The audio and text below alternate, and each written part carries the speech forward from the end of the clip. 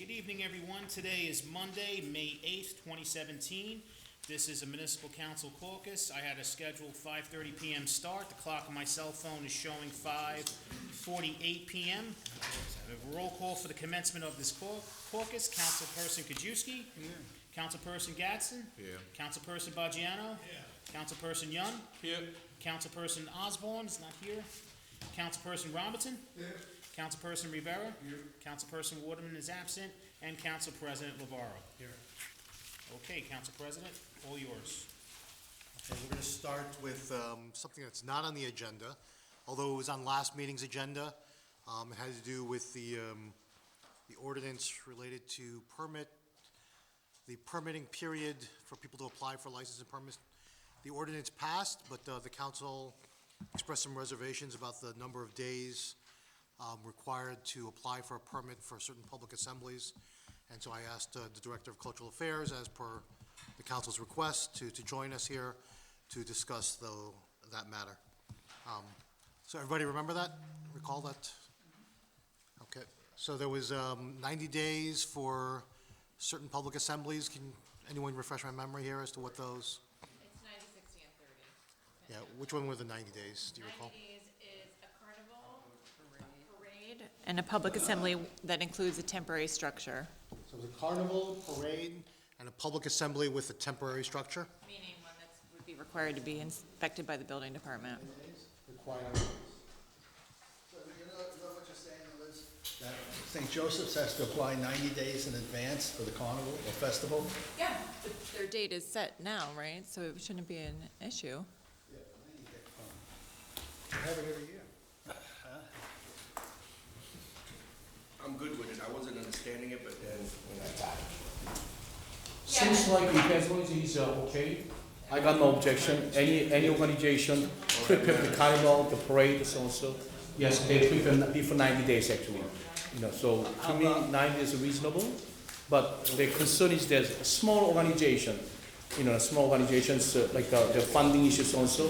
If those organizations, if we try to do those kind of things, so 90 days too long, maybe 60 days. But I think by case, you can adjust their work, no? It's based on what goes into permitting each thing. A carnival parade and something with a public temporary structure takes a lot more coordination internally. There's a lot of things going on in the back end and within the city to coordinate these events.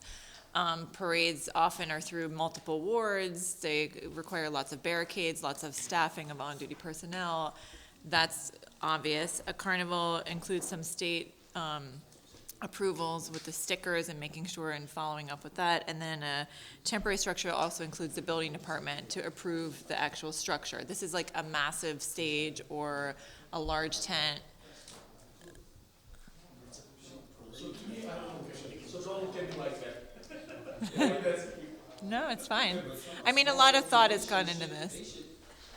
Get out in front of that. They should probably be working on it a year in advance. I mean, what we're finding is that people are advertising before they're even applying, which we discourage just in case there's other things going on, and we're really trying to work with people on that.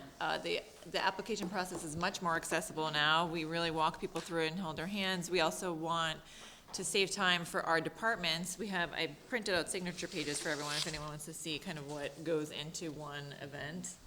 The police, it's online now. The district commander, you can pass them around, is the first, and they often can take up to a week to review, especially the East District is getting the bulk of these, and it's taking them away from their time, so they need to do it in between other things, police medicines that they're doing, yeah.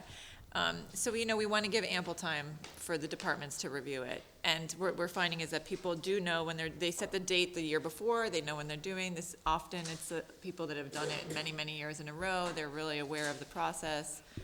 So we're just really trying to get it organized. Any other questions? Good. Thank you, Director. Thank you. So Pat, you have another meeting, I'm told. Yeah. So Director Stamato has 5 items, but he has an urgent meeting to get to. It's 10Z 20 through 25. 20 through 10Z25.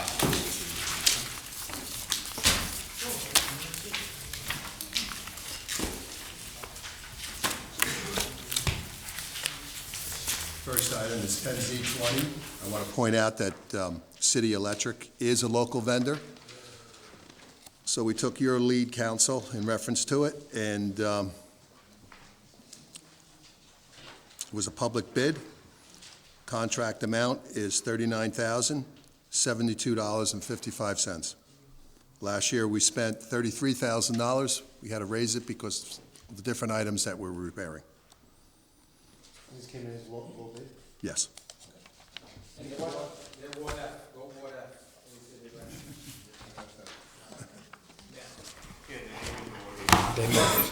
Second item is 10Z21. Vendor has proprietary rights to the software and the language. DPW spent $32,000 in 2016, and the contract amount is $32,450. More, because I'm wondering, in other words, that the municipal building, temperature controlled by, remote control by some other place? How does it work? People that set that building up to conform with the LEED specs, it's controlled from a different location. That building is built what they call LEED specs, environmental specs and environmentally sensitive, and it's controlled from a different location. So that costs us, I don't know how involved we are, probably going to save some dollars because they build it by efficiency. But we're going to pay that guy $32,450, so we probably save more than that.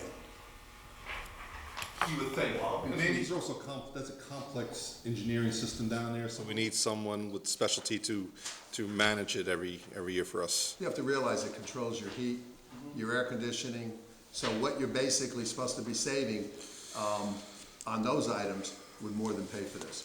I hope. I mean, that would be something I would take up with the architecture department. Okay. Okay, next item is 10Z22. In truck parts? This is for our fire trucks, dump trucks, OEM vehicles, chipper, and so on. Last year, we spent $130,000. This year, we're looking to not spend, hopefully we'll spend less, but right now, we're looking at $150,000. And that's because our equipment is getting older. This is an increase? Yes. We only spend what? You only pay what you actually spend. You could spend $100,000. We should spend less. He's just out, I'm just trying to earmarking cover 150 ourselves. just to cover it. How much was spent last year? 130. 130.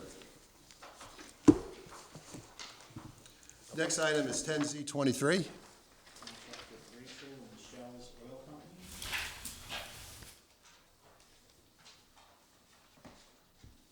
This is providing our gas and diesel for the DPW, which basically supplies gas and diesel to all the different entities in the city.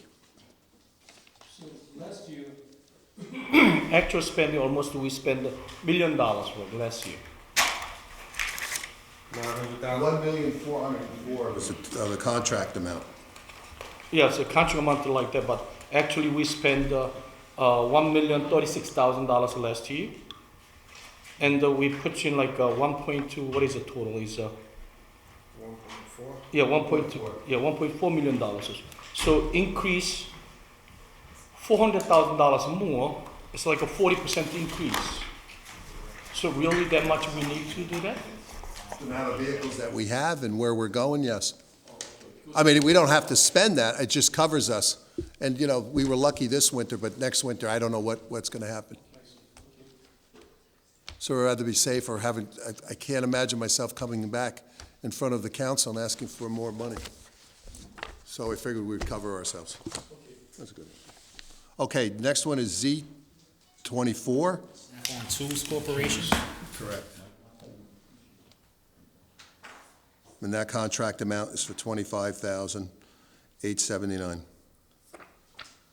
This has to be for a lift, one of the lifts that we need to put into our facility to service vehicles. There comes one person, I'm sorry? They come with a warranty about that. Yes. Usually those kind of things, how many years they warrant? Oh, God. As long as you maintain them, and we do maintain them, they'll last a pretty long time. How many for the manufacturers? It's usually about 2 years, if that. Yeah. But really, I mean, that's all it is a piston and some hoses. It's nothing major. I mean, your system is going to break. It's heavy duty. I believe my last one is 10Z25. Which is, Chain link fence. Willie's Chain Link, citywide. And if I'm not mistaken, is a local vendor, yes. Last year, we spent, actually from 2013 to 2016, we spent $680,000. Are we replacing all the chain link fences? No, this is for a lot of the lots that that we're basically not acquiring, but we're inheriting or taking over. And what we do is we'll do a lot cleanup, and then after the lot cleanup, we put up a fence so we don't have to go back again. And this covers the entire city. And yes, there will be some replacement on some of the items that we do have out there. This doesn't mean we're gonna spend all this money on fence, it's only as needed, so if we spend less, we'll pay less. I understand that between 2013 2016, almost 3 years, average we spend like $170,000 a year. But this year we put in just 2017, we gonna spend $328,000. It's a double this. So usually, I just want to make clear, when we put a fence, our land not increase the city of Georgia City. You know what I'm saying? And the most places, as I understand, they already fenced it. Because when you spend $170,000 a year, for over the 3 years, you know what I'm saying, we actually, most of the lot owned by city of Jersey probably fenced already. Right. But now this year they put you $328,000 just single years. It's a whole lot of money, no? So when they put the bid spec together, they have to give the vendors an idea of what potentially will be the spend for the year. So they project what they think they could need fencing for in a year. Doesn't mean they're gonna use it all, so they say, you know what, here's X, so bid on, you know, the pole is this, the chain link is this, and there's all various different components to the fencing. If they don't spend it, you know, then obviously we're not gonna pay $300,000. Like, as you said, we spent, what, $170,000 a year before? It's very possible we spent $170,000 this year. But they had to give the vendors an idea of what potentially they could be, the work they'll get this year. We're covering ourselves, this is a bid? And this is a negotiated contract, right? Correct. Right, this went out to bid twice, and they came back unresponsive. Thank you, Pat. Keep the good work. We appreciate it. We'll try to keep those numbers down. Pat, Yes, sir.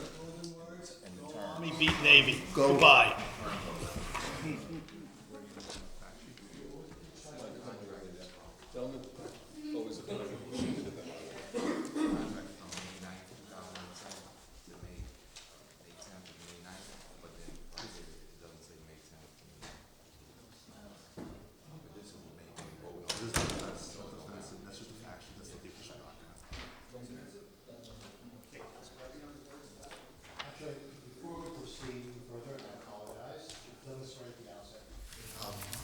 Councilman, you offer our condolences to you and your family on the passing of your mother-in-law. Yeah. And of course, Cancer last stage. You know, thank God she doesn't have that much of suffering. You know, she's passed away while she sleep. You know, 87 years old. It's happened. You know, so be nice to me. You never know when you're gonna go down to 6 so I can be. Thank you very much, Council. Okay. Thank you to everyone, you've been very supportive, and I appreciate everything you did for me over the last couple of weeks.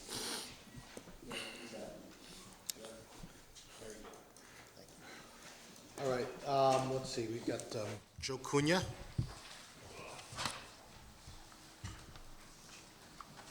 Joe has 3F. Good evening, Council. Yes, tonight I'd like to present 3F. It's an ordinance delegating 600 feet approximately along the new PS 31 on Jefferson Ave as no parking during certain hours.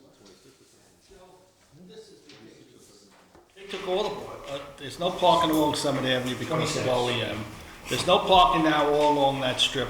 Where the heck are the people in this neighborhood supposed to park? They don't need, you know what's gonna happen there? The teachers are gonna be parked there. And also, they're asking us to approve it. I was over there the other day. It's already redlined off, the signs are up. I mean, why did we bother? They cannot do that. Yeah, why, I know it has nothing to do with you, didn't put the signs up, but why do we bother even approving this when it's already done? And the people over there are, I don't wanna use the, you know, the word, the correct word, but they're complaining. So, Joe, can we make some adjust a little bit? Yeah. Because of that idea come from the, actually, seems like here, OEM, so I understand the situation because of the corner. But the other hand, the school not open all day, you know, the purpose of this, they want to not stop this area because of the school bus. Then, why don't we do like a school bus from 8 a.m. to 8 a.m. to 9 a.m. and after like a 2:30 p.m. to like maybe 4 p.m.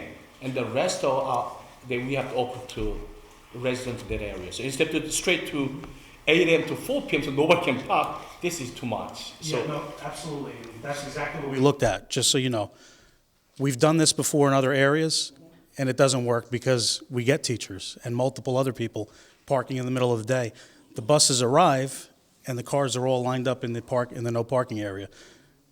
I understand it's an enforcement issue, but in reality, it's not working. So another thing I have to make very clear is that we received very short notice on this. This wasn't supposed to happen until mid-May. It ended up happening at the end of April. Otherwise, we would have been here sooner. Meaning they started using the school. Yeah, absolutely. So all special needs students. So I don't know what the population of the students will be next year, starting in September, but we were informed that 90% of them would be bused in, and this was 90% at this time right now.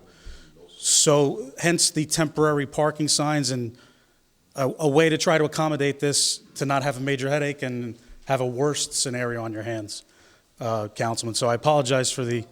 Problem is, they build these schools, they don't think about parking. There's how many, couple hundred teachers going to be there.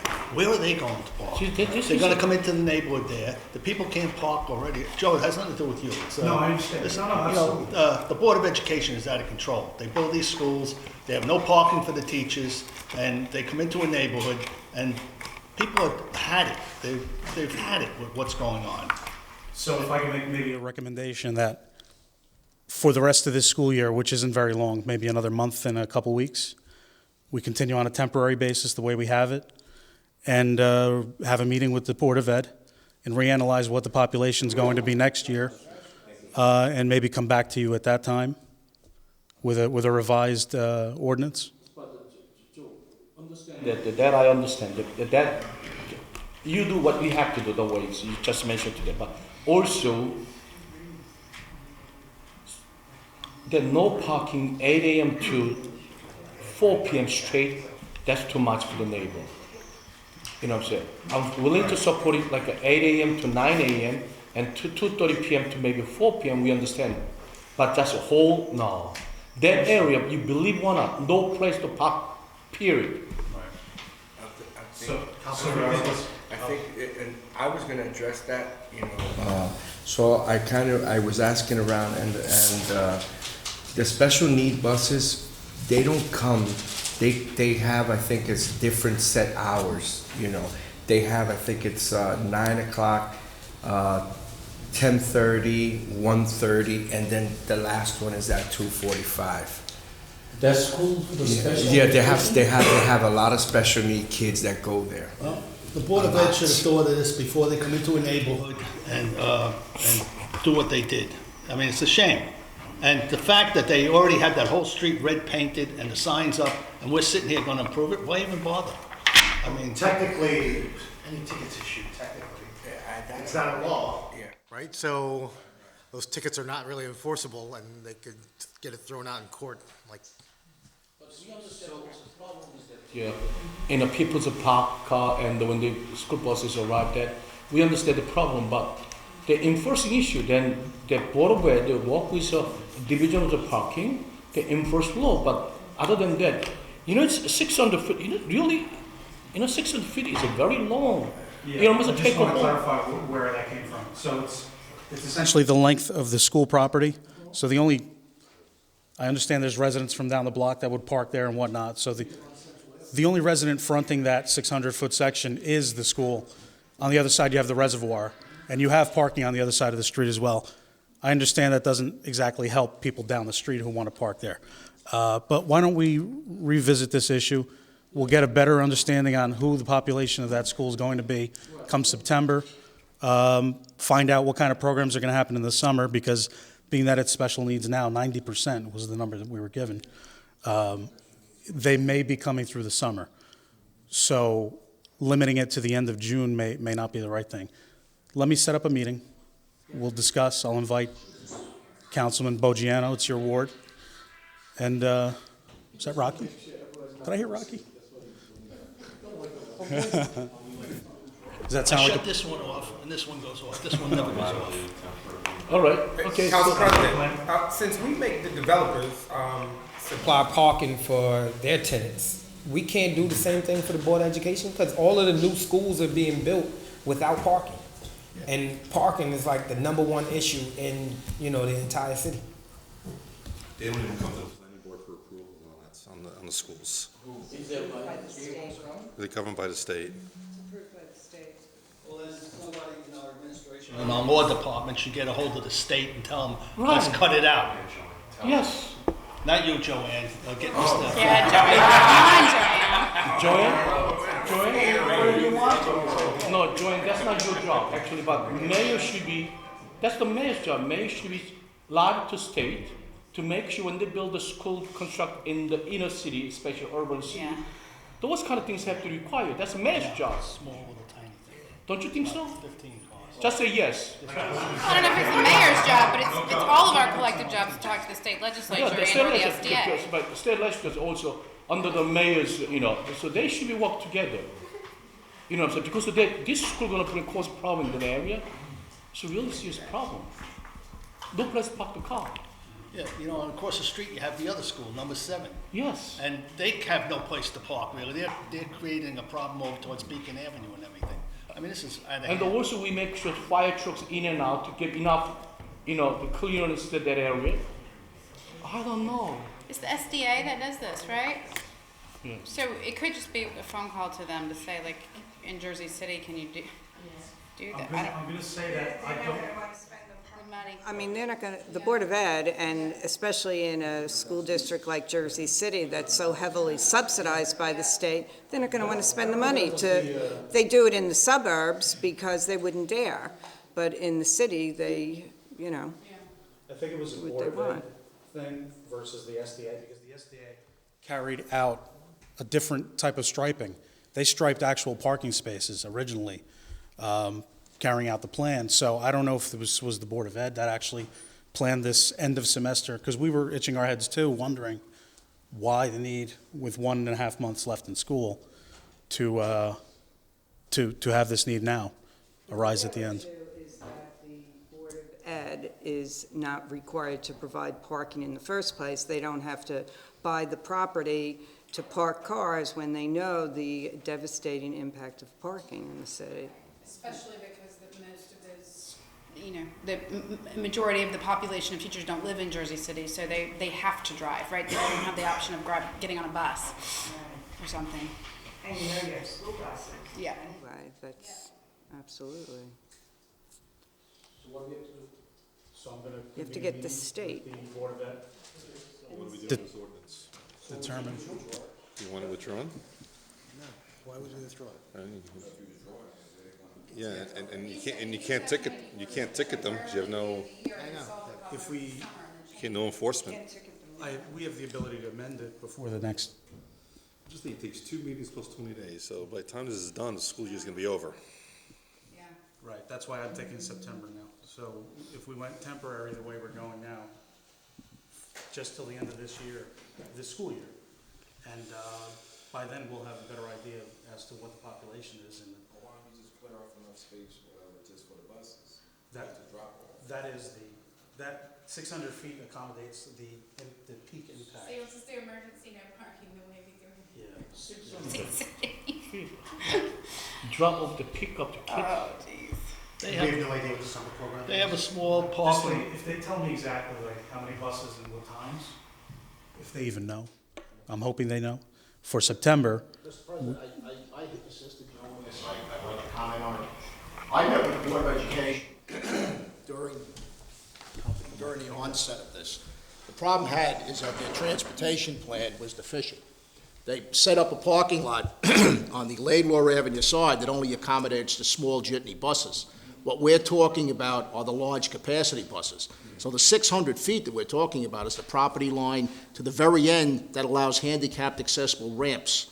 So you're queuing the buses in the morning and queuing them in the afternoon for the pickup. Right now, they're 35 spots deficient for their faculty. 35 spots. Well, that came right from the Board of Ed. But I can also tell you that meetings with Charlie McKenna, who now oversees the school construction, the project was started long before he took over, and he admitted to us, we've had a plethora of problems with this school, you know, construction issues, safety issues, and things like that. Joe has been very responsive to it. He admitted that the school should have never been put where it is. Unfortunately, it is. We have, now, bear in mind too, May 19th, we're closing Summit Avenue. MUA is doing a major upgrade on Summit Avenue and Hopkins for sewers. Chief McGill and myself went over there. The reason that it's red curved, their proposal was to do drop-offs across from the firehouse on Summit Avenue. It's a one-lane roadway in each direction. You're never going to get apparatus out of there. Between the school down the block, Concordia, school number 7, and this school, a very active firehouse, you know, and that's how we took the action that we did. And if we didn't do that, they would be staging both on Summit Avenue and on Jefferson. And the reason that the hours are as they are, have anybody taken a ride past the school on number 20 school on Taylor Avenue? That's the It's an example absolute we're nightmare. following. It's an Yeah. absolute nightmare. The enforcement is the key. And unfortunately, if the firehouse wasn't there, if we weren't there, it may not be an issue, but we are. Yeah, we also looked at possibly changing Jefferson or proposing to change Jefferson to one-way, because if we get a queuing of double-parked buses, it's two-way direction. You'll never be able to get the apparatus through to head down to, what's the next street down there? You have, right now, if we take Laidlaw Avenue, for instance, when Right. fire leaves that building, the tiller truck covers everything from the downtown area to the heights. There's only 2 of them in the city. That would go down to Laidlaw. God forbid if there's a fire during the early morning, people are dropping off, you're never getting that truck down there. Right. The next available location would be Jefferson, but it stops at Central. We had looked at the possibilities of even making Jefferson a one-way down as far as Palisade. The next alternative is Manhattan. And there again, you're moving this big apparatus around, and minutes cost lives. I mean, it's as simple as that. You know, I mean, it's an inconvenience for now, but bear in mind that we're losing a major roadway for 9 months, limiting the accessibility for a fire apparatus to get from one end of the city to the other. And unfortunately, right now, it's the only solution we have. By going to one-way, it affords you an extra lane if you were to queue the buses, but going one-way on Jefferson doesn't allow you cross-traffic to the west until you're well north of the reservoir. During the construction period, we actually had tractor trailers offloading steel in the bay of the firehouse, blocking the entire bay. Captain Martinez used to have officers stationed down there daily. I mean, it's common sense just doesn't prevail. Engines are trying to get out, you got a tractor trailer, even though we gave them an offloading space on Jefferson. This school put Laidlaw Auto out of business, literally. The guy services bus contracts, he couldn't get the buses in and out, and it wasn't worth the aggravation for him, he shut down. He was a good guy. Yes, Mike, yes. It's a shame what happened, and it's a shame the school was there. And the Board of Education should be held The board really responsible. hasn't done it, Rich, it's the school construction. They find the location, they drop the school. That came right from the state. You know better than I said the opposite, so, just to clear the record. Proceeding as scheduled? Yes. All right, who do we have? Michael, do you want to do yours now, and? Yeah? 3A? You want to bring them up, or? No, you can Just begin? Okay, your ordinance, Yeah, Poppy Mills and Kitty Mills. Okay, what's her name? That Janice? Janice Fisher is here. Yeah, can't you? Come on up. Yeah, you can come on up, okay? Can you make us a presentation for that, explain to us that? Janice, who do you have with you, just for the record? Different organizations. So I'm Janice Fisher with Friends of Animals United, New York, New Jersey. We're an advocacy group, obviously, in the city, and we cover all of New Jersey. Larry Cohen is here. He's a district leader for the Humane Society of the United States. My notes are all over. So first of all, I want to thank you for the opportunity to speak to you tonight about the pet store ordinance and just give you a little information, and if you have any questions afterwards, I'd be happy to answer them. Currently, there are 97 ordinances in place in New Jersey. There are 230 nationwide, and we're certainly hoping that Jersey City will be number 98 in New Jersey. While there are laws that govern large commercial breeding facilities in New Jersey pet stores, only the municipality can make that decision whether they want to have a pet store or to allow a pet store to retail puppies and kittens. Just to give you a frame of reference, the Animal Welfare Act, which is a federal law, they do govern the large commercial breeding facilities which all New Jersey pet stores source from. These standards of care are minimal, survival standards. They meet just the basic needs of the puppy, and I'll give you an example. A beagle, a dog the size of a beagle can be kept in a cage the size of a dishwasher, 24 hours a day, 7 days a week for life. That is fact. They can be kept outdoors in temperatures below 45 degrees, and all they need are extra bedding. So, of course, we think it's cruel and inhumane. But why do we support the ordinances? My group, Fawn, and the Humane Society of the United States conducted research last summer of all New Jersey pet store breeders. We found that the vast majority of those breeders were violating state law. They were not providing transparency to their customers. They weren't providing breeder information, and they were sourcing from inhumane breeders. These pet stores, these problematic pet stores, in this case it was most of them, create problems for the town. So far, 9 stores in New Jersey have had their license revoked. And this is just in recent years because they violated Department of Health violations, local Board of Health violations, Division of Consumer Affairs violations, and the violations under the cruelty statutes.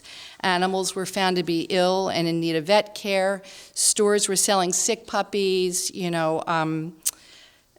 deadly illnesses like parvovirus, pneumonia, parasitic disease, causing a lot of financial hardship and emotional heartache.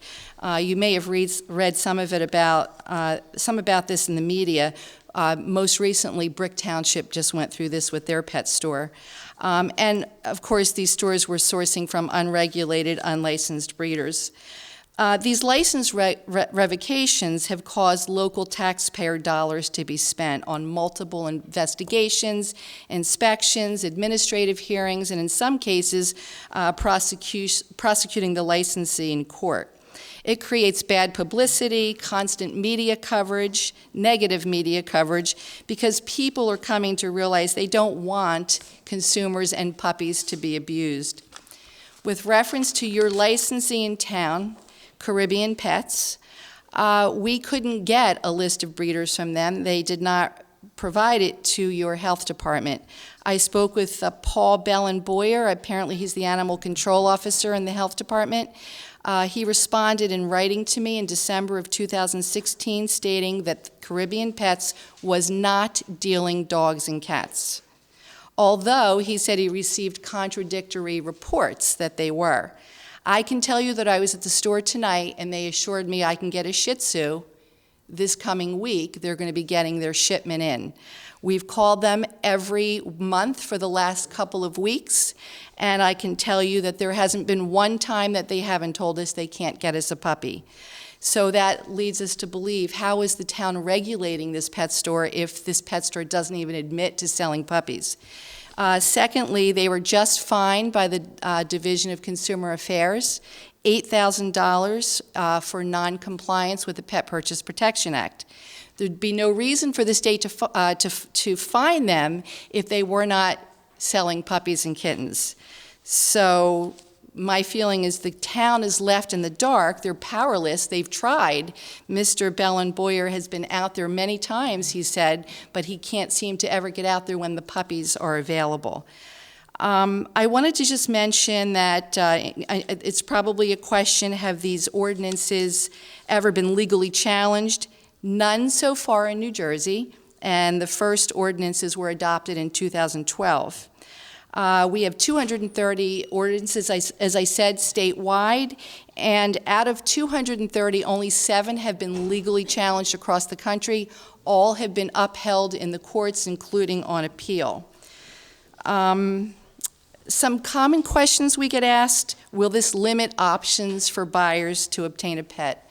Of course not. There's excellent shelter and rescue, and I understand the council, if I got that right information from Jennifer, you're supporting a local shelter, which I congratulate you for.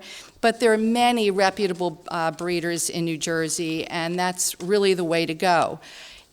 These pet stores, there are about 6 stores in New Jersey who have already converted to a humane model of doing business. So they're sourcing from shelter and rescue only, which is the language that's predominantly in these ordinances. We've got chains like PetSmart and Petco. They never sell puppies, but they provide their venue for adoption events, and they're all successful. As far as public opinion, what we're finding, with the exception of the industry itself, there's a large educated constituency that wants their community to be animal friendly. They realize there's no adequate way to mass produce a puppy without subjecting these animals to overcrowding and inhumane conditions. They realize that buying a puppy without seeing the breeding facility is not an adequate way to buy a puppy. So, I'm sorry, I thought that was my timer. So we're hoping that Jersey City will acknowledge that a problem exists, especially since your licensee does not admit to selling puppies. That's a huge problem to us. And on behalf of our organization, please take a stand for consumers and for these animals. Help cut off the supply of these inhumanely raised animals from these cruel commercial breeding facilities that are being imported into our state, and please adopt an ordinance. And if you have any questions, I'm here to answer, or I'll try.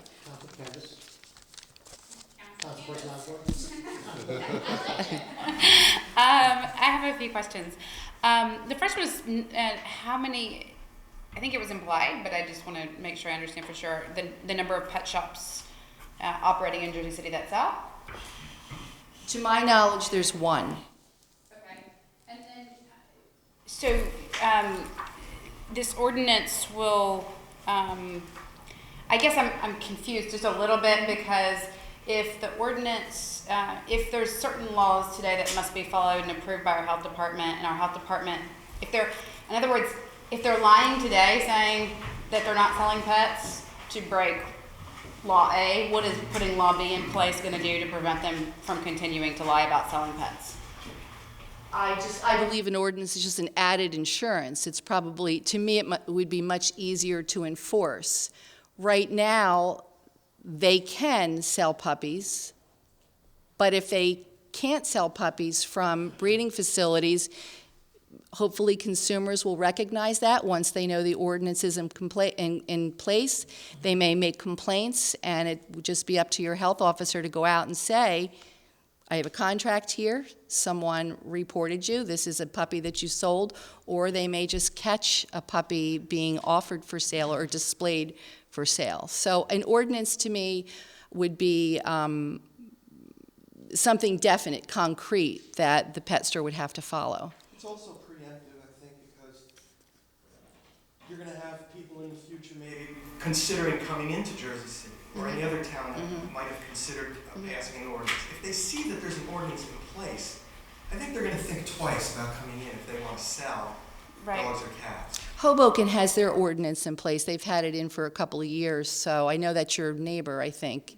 Yeah. And then the last, I guess, question I had was, so it bans, just completely, unless it's coming from a shelter, pound, or rescue, which personally I'm fine with, because my dog came from a rescue, my cat came from a rescue, every animal I've had has ever come from a rescue.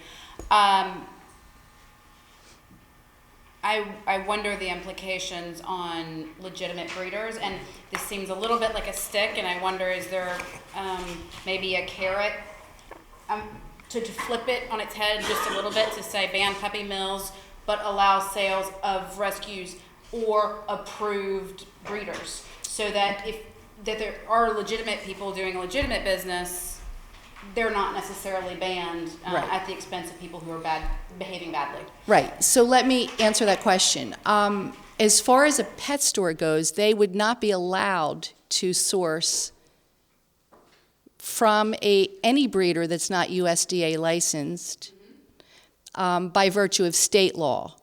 And then, of course, your ordinance would take effect and would say you can only source from shelter and rescue. So you would not be stepping on the toes of legitimate breeders, because they would not be all right, it depends on what you think a legitimate breeder is, but I think there's a consensus that a legitimate breeder is one that doesn't sell to pet stores. At least the New Jersey Federation of Dog Clubs, which is an 80-member breed club in New Jersey, that's what they hold themselves out to be. We have people come to our house, they see the parents of the dog, we screen the buyer.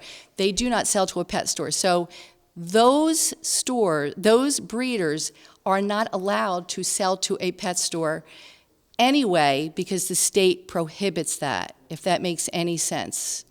So if those people wanted to open up I guess what, like, without being like, knowing the details of this, like, I'm just gonna put it in like 5-year-old language. There's good guys and bad guys. Right. There's good dog breeders and bad dog breeders. Right. And if the good dog breeders wanted to create a store that was good, they could not in New Jersey. They're not allowed to. They are under the Pet Purchase Protection Act disclosure law that was enacted in June 2015, unanimously passed by the legislature and signed by our governor.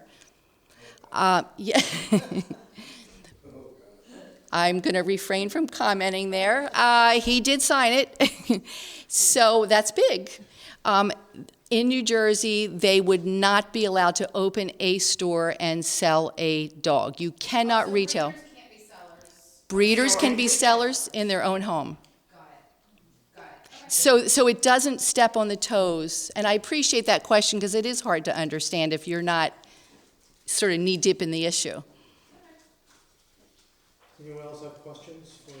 Just for sense of clarity, you said breeders can be sellers, so like say inside of the privacy of your own home, you can just say, hey, take some pets. You cannot retail a pet.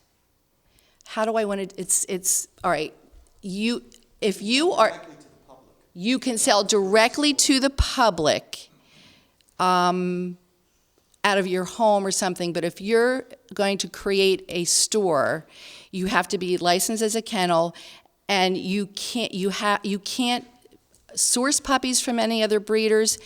I guess technically you could. Doesn't stop someone from selling cats and dogs from their homes. Not at all. None of the ordinances. In fact, I was on the phone with the attorney for East Hanover today, and he said, I want to try to put something in there that protects hobby breeders. And I said, no other town has felt they had to do it.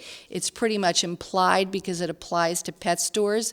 But I mean, if you want to create language that way that makes you feel more comfortable, you can certainly do it. But as I said, these have been in effect for years. What the only reason why Baby cats and. Mm-hmm.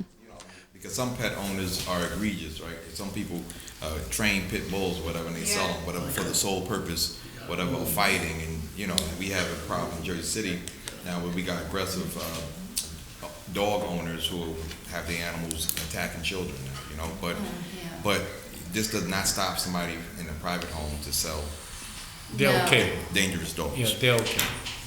That would be Are you something asking you would me? probably have to, consider a different ordinance for it. I think you already have that in your code, if I'm not mistaken. I was reading it. Yeah. So if it's posted publicly, like, we will follow up as an animal cruelty or give them a ticket for not having a kennel license. Danny? I have a question.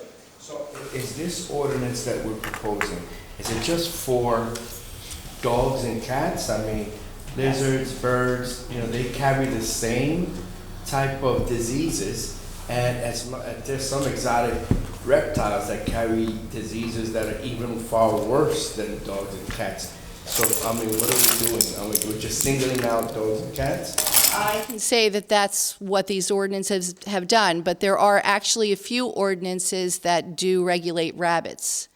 I think, yeah, rabbits. I don't know why, and we've had calls, why aren't you adding rabbits? But it would have been a little bit of overreach, we felt, if we started trying to regulate the small mammals and that type of thing. And they're not really, I don't know, you could probably speak to that, Stacy, better, because I'm not sure the small mammals, are they regulated by the state? They are not. Right, But so we only see rabbits and like chicks and stuff around Easter, which is a concern, and we get phone calls about them, and we follow up to ensure that there's no additional cruelty issues. So just to add, so we're just concerned about one pet store, is that what we're concerned about, one pet store? Or any future pet store, or any For future now, store that for- would want to come in. This is the preventative, Right now, we don't have those future stores, so we're just talking about one pet store, correct? That would be true. And this is the pet store on Central Avenue, Caribbean Pets. Yes. Councilman, have we done anything to go to Caribbean Pets, and maybe warn them that there's a problem happening there? I didn't heard that any problem, I'm not going to speak to the issue of whether they're selling sick puppies. We've never had the opportunity to look at their breeders because they have not admitted that they're selling puppies, at least since December 2016, when I had that email response from Mr. Bell and Boyers, so. I think is the point that I would make to Stacy or whomever. Like, if they're lying to us now, then I don't know why I would assume they're going to stop lying to us. We'll have the enforcement comments around this.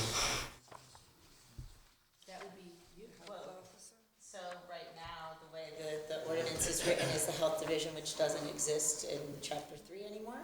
So it would need to be changed, and we're meeting with the law department to talk about enforcement anyway on May 23rd with Judge Abad and Jeremy, based on the new resolution for Liberty Humane to be doing animal control. It says here, the health department? I didn't see it. Health division. We believe that this is a regional environmental health issue, so we send our inspectors. The last inspection that we had over there, we did not find that. But we did find that they were probably in violation with Consumer Affairs, and so that is what we've reported. If there's no provision in your enforcement. I texted you, I told you that. I know, but you just said it was the health division. Well, it's written as, it would be the health division, because that's. implied. But So it's not written. So can we include some provision in here around, if that's okay? Councilman Yun? Around enforcement? The animal control division, right? we do have a division of animal care and control, and we still will do some work with relationship to the contract, because we need to ensure that the contract is upheld to the standards of the state, and we still do pet licensing, so, So it would be the Division of Animal Control? well, it depends on what you would like it to be. I didn't write this ordinance, I sent some stuff to Jim. I'm just asking, how would we do it in the city of Jersey City? That's what I'm asking. It'll be animal control. Let me find out. Okay. I know. And if it's Liberty Humane, then just put in their designee or something like that? Well, I don't think you can delegate that to a third party. Okay. If the city's going to be writing a summons and complaint, they have to be someone who is statutory authorized to actually write the summons and complaint. We can't delegate that to somebody else, but I could find out from the attorney who wrote this who he expects, and maybe amend it if necessary. My worry is that we have to be real careful here, that, the health department has gone to that store, have found nothing on that store against that store, and we're kind of like doing an ordinance gearing to that store. What was that? No, it's not. For the store, this is a animal cruelty prevention type of effort, right? Citywide, I think. Yeah, I mean, it doesn't appear that it's targeted. I haven't heard anything like that. Never mentioned that pet store on Central Avenue. I think it was just using. No, that's, you're the one. That's what? No, So you're the you're one the who said no. No, this was I mentioned. actually mentioned it. But the reason that I did was because to make the council aware that, you know, they are not telling the health department that they are required by law by May 1st of every year, as of June 2015, to submit a list of their breeders to the municipality. All the municipality has to do really is hold it in a folder. But it's for public consumption, and apparently this is what triggered them telling, I don't want to make assumptions, I think that's probably what happened, because Oprah requested the breeder list, and the health department said, we don't have it. The store tells us they are not selling dogs and cats. And then we contacted the store, and they told us they could get us a puppy over and over and over, again, including today. So either they are selling them or they aren't, and if they are, the town needs to regulate them, and they need to verify that. Whether somebody goes into the store undercover, I have no idea, but that's why I brought it up. Not necessarily to single them out. Brick Township just did this a few weeks ago. They had an ordinance in place, but they had grandfathered their existing store. And their existing store just did a lot of things that was not kosher, so to speak, with the town, broke some laws, and so they just removed the grandfather clause. And so far, so good. They haven't had any problem, but they felt that it was within their jurisdiction, and their attorney said the same thing to do so. So I believe that the city has the right to adopt an ordinance like this, and so have 230 other towns in the United States, and so far there's been no problem. It's a damn good ordinance, and I think it should pass. And by the way, we're not a town, we're a city. I caught myself 2 seconds ago when I said city. I did. You didn't catch that. I said town, and they said no, city. I recognize that. The future problem can be having Jersey That's City. exactly what it is. That's the purpose of that, okay? It sends a good signal, like, Yeah. regardless of what else it does, it sends a good signal. Can I mention one other thing? And this is, again, presumptive of me, but this store, they've got a nice store. They've got lots of birds, cockatiels, you name it, and they've got grooming. I feel like this is the perfect store to continue that business and to possibly do shelter rescue or open their store up as a venue for adoption rescue organizations.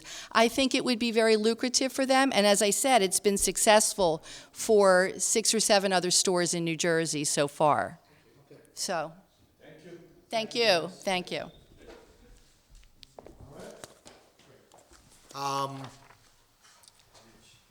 Christine, we're going to get you off the hook real quick.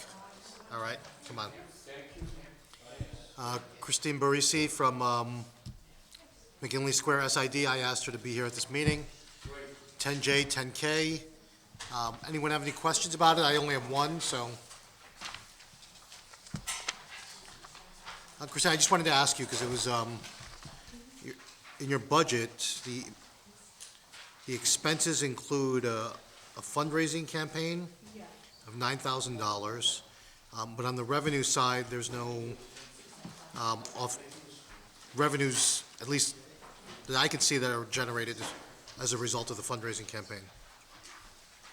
Or am I missing it? So on the marketing side, it has an expense for fundraising for $9,000, and then the revenue side, unless I'm missing it here, it doesn't look like it's building in any revenues from the fundraising.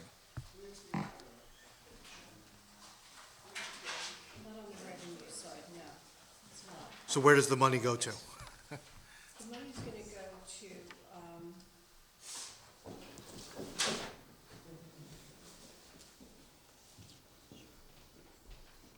money will go to helping out, yeah, For next year? right, exactly. So we'll see revenues in the 2018-19 budget realized? Yes, yes. Okay. Just get that clear, that's all I have. Anyone else have a question? No. Great. So how is it tough? $98,000 not easy to operate. Well, we're going to have some development going in, on Bergen Avenue, the Caber Group, right across from Wonder Bagels. They're putting in apartments with commercial, so that will add into our SID tax assessment.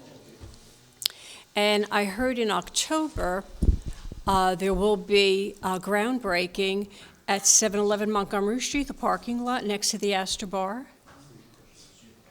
with commercial, apartments with commercial, so that will help us get more from, right, exactly. And then if St. Peter's, and then they're working on Jordan and Mercer right now. They've already started Jordan and Mercer. All right? Thank you. Have a nice day. Have a good evening. Greg Pierce, this is 10Z17 and 10Z18.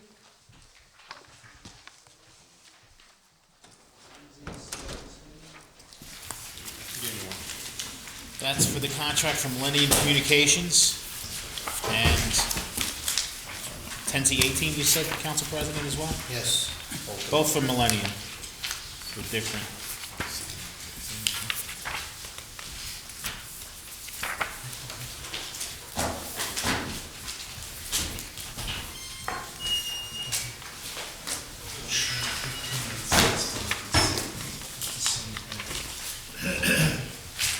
Good evening, Mr. President, members of the council. I'm here to speak on Resolution Z17, it's award of a contract to Millennium Communications for maintenance and emergency services, reference our Emergency Operations Center, command vehicle, mass care rehab vehicle, Central Avenue switches at the Jersey City Parking Enforcement Building, the gatehouses in Troy Street associated with the Booton Reservoir Security Project, City Hall, Marin Bayside collection points, the EOC phone system and equipment, the Cisco LAN/WAN switches, and the Genetec physical security. It's funded through the 2016 UASI in an amount of $29,169.80. These are for your cameras? Yes. Any questions on No. that? 10Z18? The second one we have, it's actually 18 and 19. It's an authorizing the award of a contract to Millennium Communications to install fiber optic cabling and peripherals associated with the installation of CCTV video surveillance cameras at the following location. Bergen and Stegman, 4 cameras, that's covering Audubon Park, that's funded through DPW.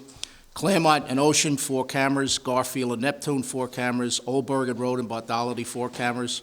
It's broken down as follows. The funding, $55,035.79 funded through Department of Public Safety, $62,161.34 funded through FY16 UASI.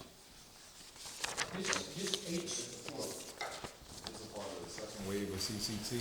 Yes, it is. And so, I know about the first wave of CCT and where they were located.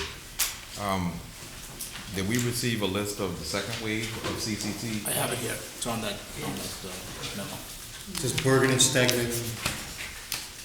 Just so you're familiar, Council, what we did with the second wave, we utilized the ComStat information as well as other crime resource information we had, and basically putting the cameras up in the areas where we're experiencing high crime. So the second wave, but it seemed like the first and second wave are all located around the same area.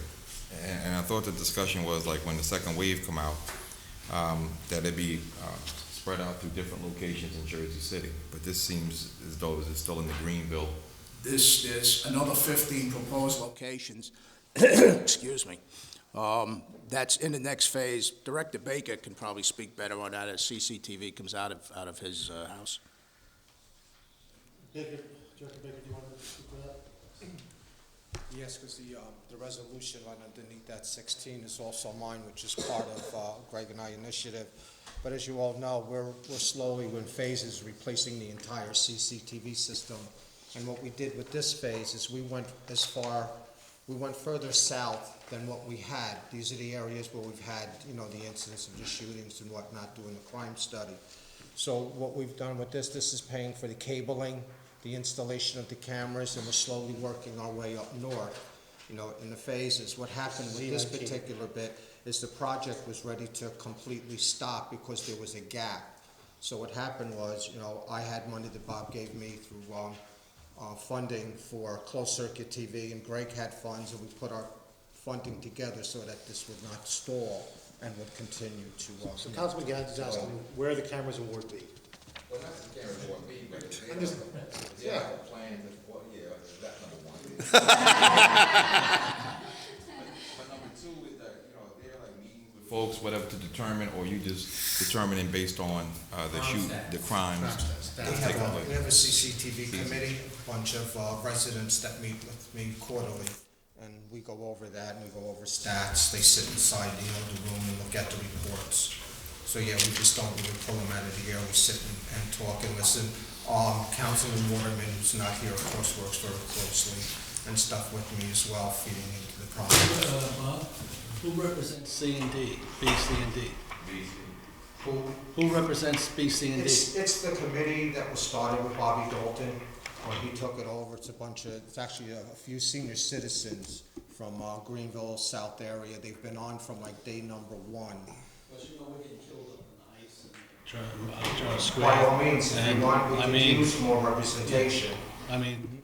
B, C, and D should be represented. Yeah, sure. Sure, we need the heights, we need, more, we need the east. Yeah, you send me the names and we'll send out the invites. They're more than welcome. It helps us. But the committee's not making the decision as to where the cameras go, right? The cameras that you see here, Councilman, the 9 cameras were based, as I say, on ComStat and on shooting maps analyzed over the years. We've had an uptick in certain locations where there weren't cameras. Don't forget, when the initial installation of cameras were many, many years ago, back in 2002, it was based on UEZ zones. Law enforcement had very little input as to where these cameras were installed. Can you provide the council with information about the crime stats for the various locations? Yeah, Director Shea's office is handling that. Okay, so we could provide. Director Shea's. Yeah. So the priority of the crime areas, but moving forward for phase 3, 4, 5, 6, so like where there'll be more community input from the various wards outside of A&F. Should be. Yeah, just decide where to put up the camera. There's crime everywhere. So why don't we do this way then, simple.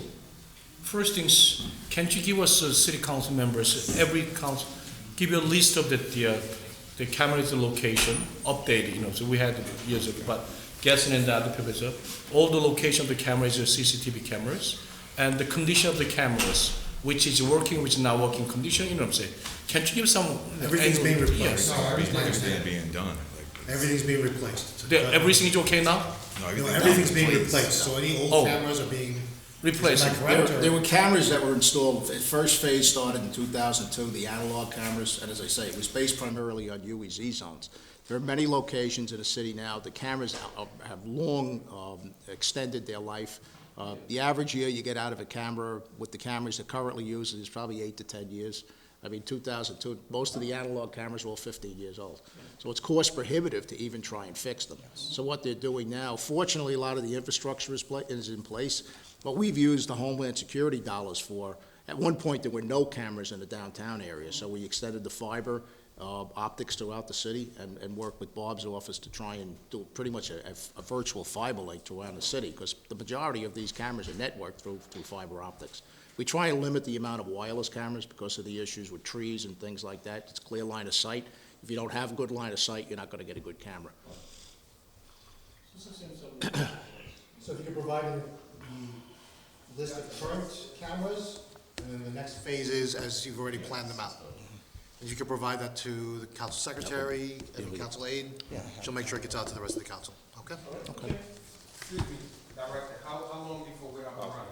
Wait, phase 1. On phase 1, the locations, MLK, segment those. We have the locations, but How long before? We're about, right now, I'd say probably less than 30 days out. And that'll bring all of those new cameras, with the majority of the cameras we have now, obviously, all the ones we're replacing are all digital. We've got away from the PTZ, the pan-tilt zoom modes. We're actually installing 4 cameras at each location. So for these 9 locations, you're gonna have 36 cameras. What extension? Chris. And final with this is I'd like to point out that out of the $475,488.56, $420,452.77 was funded through Homeland Security dollars. I have one more question. The wiring. That's fiber optics. Fiber optics. You own that? Yes, that's all fiber. Okay. Great. Thank you, Director Kears. Carmen. Carmen has 10B, as in boy, and 10G.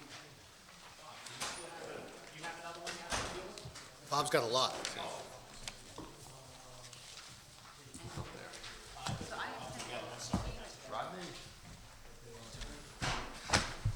10B, it's a resolution authorizing the business administrator to execute a discharge of mortgage at 1209 Summit Avenue. Our friends at 1209.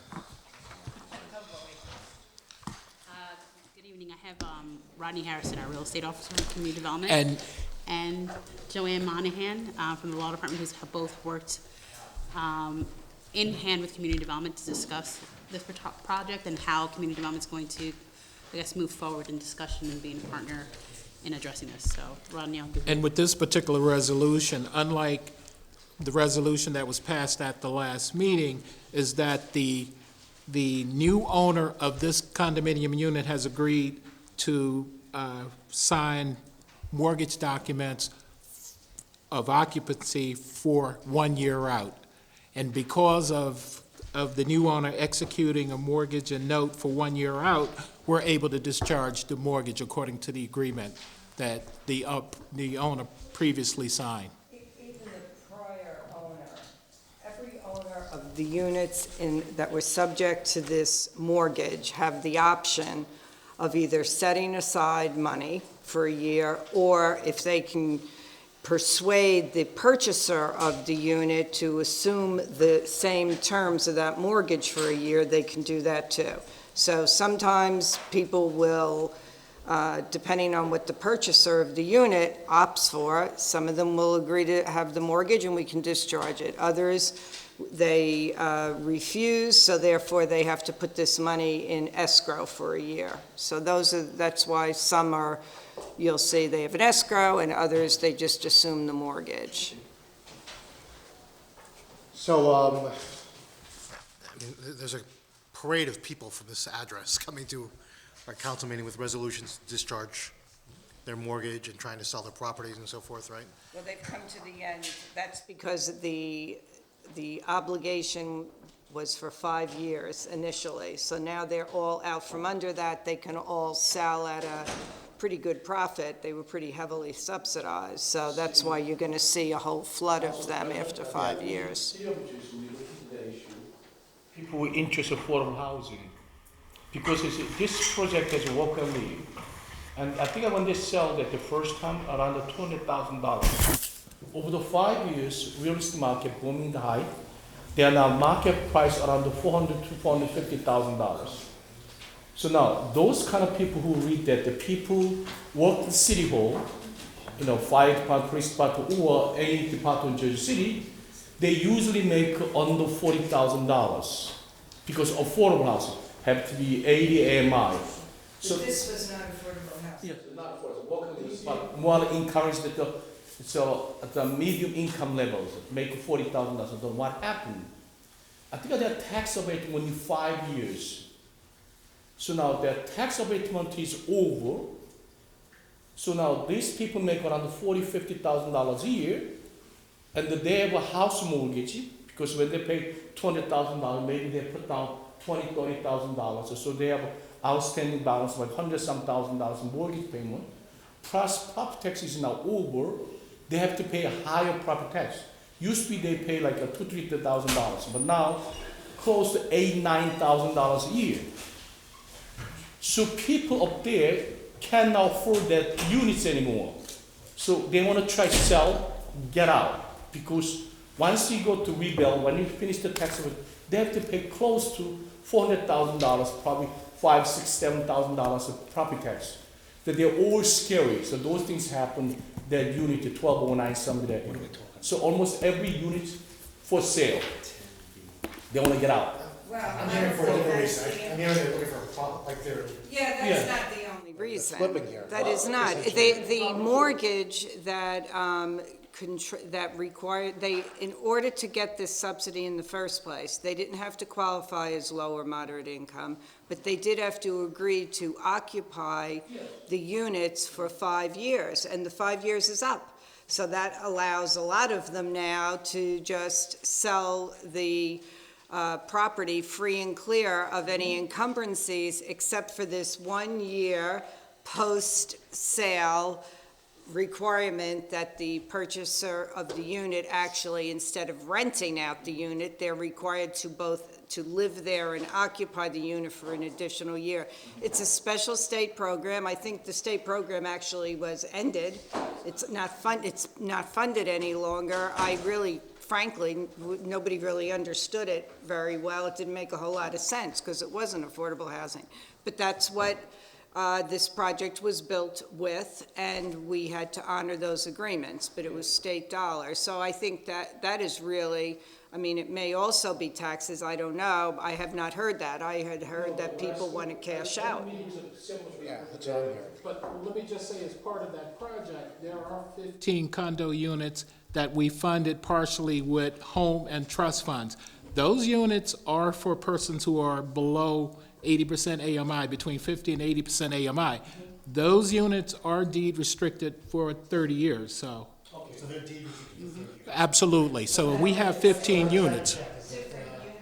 Different use of different Right. Money into this, and then people are selling and flipping and making a lot of money. Well, some of them they are. I know, That is some of true, them are. But it isn't the entire It's building. not the total project. Yes, because I heard that they paid like a $20,000. Now as a market price, they sell $400,000. That's exactly right. Yes. Oh, wow. And they worry about it after rebuild. There are all the tax things going on, so they get concerned to try to get out as soon as possible.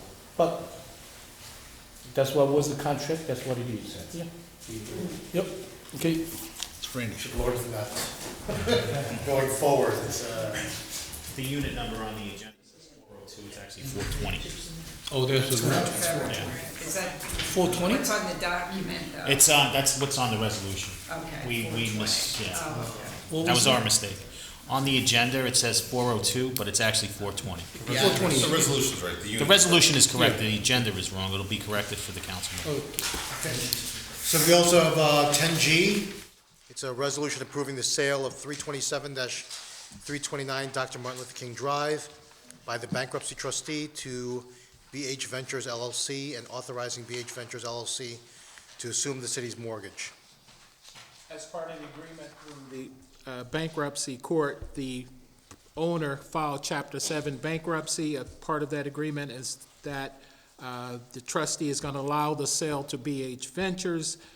Again, we did our due diligence in qualifying BH Ventures to actually assume ownership of this property. The property appraised at the sales price, which is $425,000. The restrictions will follow the property through November 29th, 2029. So they will remain affordable units even through the bankruptcy proceeding. This is a real victory, really, for the city by preserving these units, because if a project goes into bankruptcy, at least there's a prospect that those restrictions could be set aside. So it's a good thing. And I would like to also commend the law department, because a lot of these deals are they're very tough deals. In order to keep our affordable units, there's a lot of work that's involved on the legal side. So I do want to commend our legal department for the work that they've done in preserving these affordable units, much-needed affordable units. So you say that the law does a good job? Absolutely. Joanne. Absolutely. Okay? Oh, No questions? Thank you. I had, One more? yeah, it wasn't written on there, it was 10W. Okay. 10W. Resolution approving the sale of 654 Bergen Avenue by Community Builders to Emmett Realty and authorizing an assignment of the city's mortgages by Community Builders to Emmett Realty, the assumption of city mortgages by Emmett Realty from the Community Builders, and a modification of the city's mortgages. Correct. 10W. 10W. So what you have before you is a resolution to. Bless you. Allergies. So what you have before you is a resolution asking to request to amend our existing home agreement with this particular developer. This is a project that's being proposed, a joint venture between the county and the city. And part of the home regulations, and Ron, you can speak a little bit about it, but in regards to, there are certain subsidy layer caps in regards to what you can put into the project, and without making an amendment to this, we wouldn't be able to invest any additional federal dollars into the program. Normally, when someone comes to the city to ask whether or not they want to get out of their restrictions and their agreements, we do not proceed forward with that. But because this is a joint venture and asking for an amendment, we are actually going to reinstate the 2 years or 3 years that is needed for this particular project on the back end. So we're going to amend at this particular moment, and then we'll be back to present another resolution for the contract in extension for 30 years in the additional 3 years. So ideally, that's what's being presented to you. Well, yeah, so this was a creative effort on the part of HEDC. The modification to the city's mortgage, what it does is it allows the city's affordability, because the city already has affordability controls governing this project, and their affordability controls will be suspended and subordinate to the county's affordability controls, who are now going to jump in with additional funds. Once those affordability controls expire, the city's affordability controls will be added to, there's an extra, I forget how many years, but then that will be added to the end of that. So it's actually extending the affordability controls. It's just that in the first instance, it'll be governed by the county affordability controls, and then it'll be, the cities will be resurrected once the counties terminate or expire. That was negotiated by HEDC. So the county's coming in with some funding, right? How much are they coming in? I don't want to speak on the county right now because in regards to what's being proposed, because things are being reviewed, and they too have not gotten their budget, as I emailed everyone last week. We are still waiting conditional all our budgets and funding, and everything's all conditional until we get our budget and funding from HUD. So, and I also know that we're kind of sort of acting in motion of reviewing applications and going forward with it. So idealistically, in an ideal world, the county would support this project like $2 to $5 million in regards to backing it, and then what they're being asked for the city. Again, I don't have, it was actually the budget was approved and signed by the president on Friday, but I'll know at the latest July 3rd what kind of funding we're going to have. So all this is still conditional. He's also looking for money from the city. And he's also looking for money for the city for the Affordable Housing Trust Fund, and those applications are being reviewed, and I'm having committee meetings this week to discuss everything that's under being reviewed. Outstanding balance. And Because we get to $1.5 million for that. what, in this particular? Yeah. The So- temporary. Even the new units will be single-room occupancy, Yeah, correct? yeah, correct. So that's that's an especially critical need of the city for single-room occupancy. Stop by there, we get it, yeah. I visited the building. And it's very well run, at least by New Hope it was. It was very well run. It's run by Emmett Realty. Sure. Yeah, so that's all. they really did a good job. In the next month or so, you guys are going to be back here with recommendations and proposals for Affordable Housing Trust Fund, and hopefully by July, you'll have me back here again about our federal home allocations and have a better report. And then the only other issue was, and we don't know it at this point, is we want to make sure that the affordability controls of the county, which is what will control first, and the city stepping back, we want to make sure they're comparable to the city's affordability controls. So that also has to be confirmed before anything will get signed. Thank you. Is Steve Miller here? Stacy. He's not here? Okay. Director Flanagan. Oh, the MUA, okay. She has 3B, or did we do that? Oh, 3B. Yeah, so this is an ordinance amending and supplementing Chapter 287, or Solid Waste, Article 1, Storage, Collection, and Disposal of the Jersey City Municipal Code, establishing requirements for proper disposal of mattresses. So this was an unwritten rule to cover your mattress before picking up. Given some concerns in the Department of Public Works, we met with sanitation. They asked us to pass a formal ordinance because of the increase of bed bugs in the area and people throwing out mattresses without covering them, and it's caused a problem with our vendors. So we, once we pass this ordinance, the Health Department, RRC, and DPW will have access to covers for people to pick up at a nominal fee. So we're trying to keep it under $5 so that they can at least cover their mattress if they can't find proper coverage. I mean, obviously, you can wrap your mattress in whatever plastic you have, but it's just a way for us to keep more of the public healthier, because there's a lot of people picking things up off of the street, and well, we started down that path. So we're gonna get through this, and SOFAS becomes the next issue with the vendor, because the vendor's not very excited about picking up things with a red X anyway, so.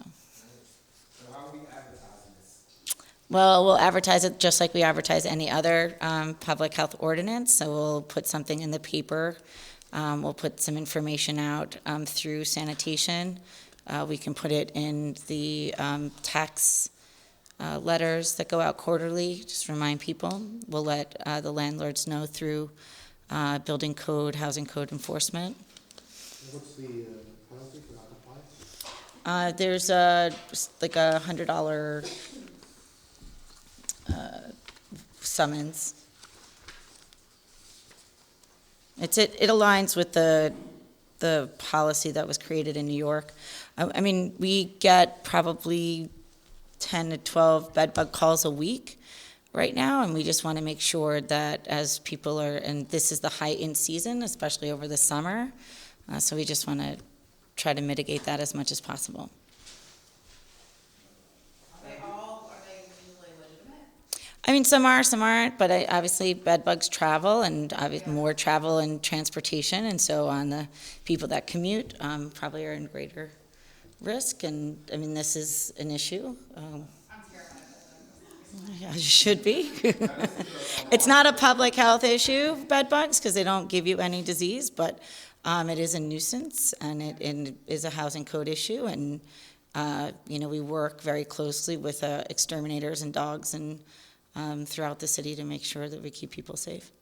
Mattresses are a large item. Do you have to call for a mattress to be picked up, like a refrigerator or a stove? There's certain days where sanitation allows you to put out large items. Yeah. So if that's the case. Yeah, this is all coordinated with sanitation. Sanitation just asked us to take the lead on it because Marty can't typically get to these meetings. So we've been meeting with the whole team. So Pat just, he could have spoken about it. Coordination on notification from the public. Oh, yeah. Yeah, they should Yeah. notify whoever calls in and says, I need to pick up. Yeah, I mean, and the RRC will know about it, and there'll be more information. Where the schedule is on the website? too, right? Because there's a schedule on the Well, as we website. change the entire website very soon, there'll be more and more information and calendars for people to be able to. Yeah, when is that happening? Very, very soon. Marlene and I were in the same training, like, Okay. just last weekend. Okay, next item is 10X. This is. Authorizing the Jersey City Department of Health and Human Services to accept grant funds from the State of New Jersey Department of Health and Human Services Division of HIV, STD, and TB Services for STD education, screening, treatment, and execute a grant agreement. This is like an annual grant. Any questions about accepting this award? Okay, 10Y is accepting a grant from Wholesome Wave. This is for our Jersey City double bucks with the farmers markets where we double people's dollars if they use SNAP.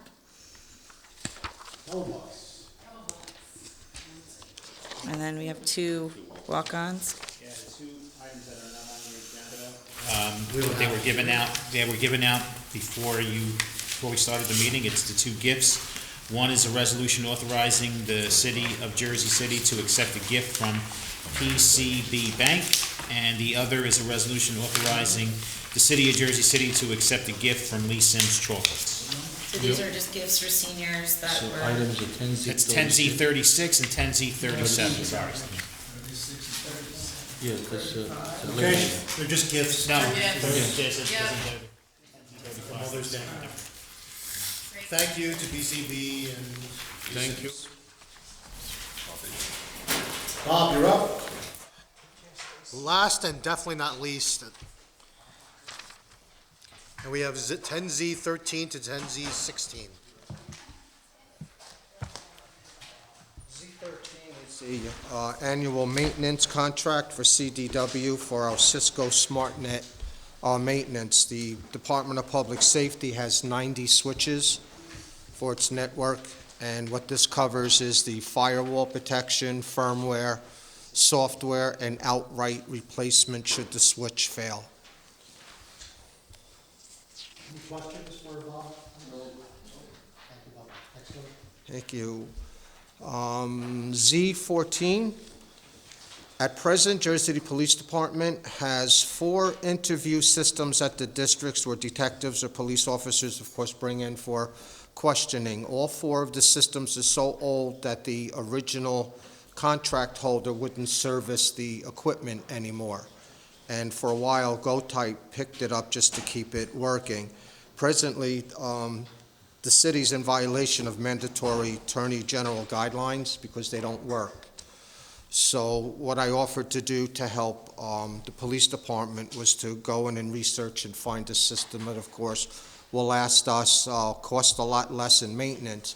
The old system is basically a camera, a recorder, and you would be putting tapes into the recorder for both video and audio recording.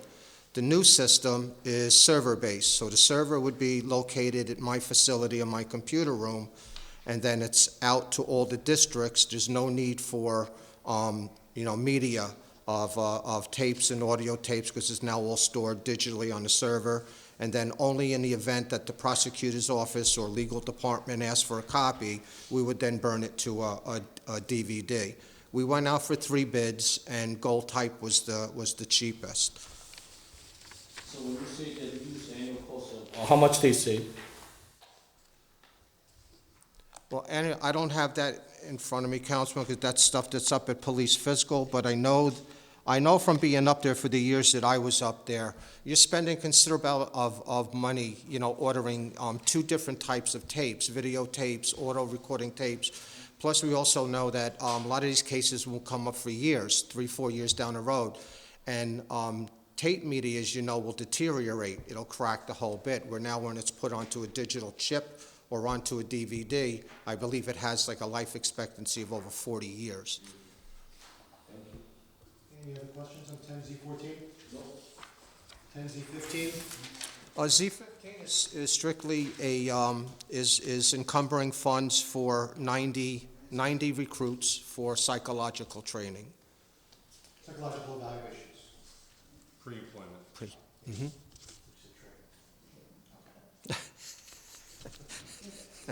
Any questions? Psychological evaluations for new recruits? Okay, no questions. 10Z16? Z16 is the award of a contract to Tomahawk for incident response exercise for the Department of Public Safety. That is training, again, of our ESU and also in the different security departments for the different facilities and colleges and institutions we have in Jersey City. Any questions on 10Z16? None? And Z19 we covered under Greg. That's it. My pleasure. Okay. Thank you. Arjun, I didn't see you back there. I'm sorry, you only have one item, I think, right? Come on up. I think it was 10Z? Yes. Okay. 10Z is Arjun's. It's a resolution authorizing the execution of a grant agreement between the City of Jersey City and the Fund for Cities of Service in connection with a study pertaining to disaster mitigation strategy. This is a grant in the amount of $25,000 and to Vista, AmeriCorps Vista, I guess they're volunteers, although AmeriCorps does pay them, to help residents maintain and map and install trees, rain gardens, and other assets that can help absorb stormwater in the event of a flood or other storm event. Bioswales? A bioswale may be a little outside the scope of this grant, but rain garden certainly. Any questions? Thank you. Appreciate it. All right, we'll start from the top. Just a quick question. Did y'all already discuss the PLA stuff? No. Okay. We started late. But, Council President? I thought it wasn't gonna be on. It is not going to be on. Oh, okay. The Council Got it. President. Yeah, 10C2. Council President? Yes. Before we see that, I got I'm pretty sure every council member's got the 2017 budget hearing schedule. Yes. So we have some, my concern is that May 15th, that's Monday, next Monday, we could have 6 different departmental budget hearing one day. I think that's too much. And also Tuesday, but only 1. Wednesday, we have 3. Thursday is 2, and the Friday, none. So, you can do that 6 departmental, budget hearing just one day. I think it's too much. So I'd like to have, if we can, first things, every council members, most people has a full-time job. Candice cannot attend it.